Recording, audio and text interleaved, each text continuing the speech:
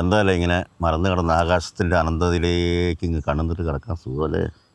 എടാ പിന്നെ കുറേ ദിവസം എനിക്ക് നിന്നോടൊരു കാര്യം പറയണമെന്ന് വിചാരിക്കുന്നത്. ചേട്ടാ കേക്ക് പറ, എഴുന്നേക്കാനേ. എന്നാ സംഭവം അറിയാം, എൻ്റെ കൊച്ചു എന്നും രാത്രി അയല വിറ്റു എന്ന് പറഞ്ഞേക്കാം. ചിലപ്പം രാവിലെയും പറഞ്ഞേക്കാം അയല വിറ്റു. എന്നാ സംഭവം? ഞാൻ കുറേ അന്വേഷിച്ചു എന്നാ സംഭവം, വിളിയോടെ കിട്ടുന്നില്ല. ഒറ്റയ്ക്കുള്ളപ്പോഴാണോ അത് പറയുന്നത്? ഒറ്റയ്ക്കുള്ളപ്പോഴാണ് റൂമിൽ നിന്നാണ് പറയുന്നത്.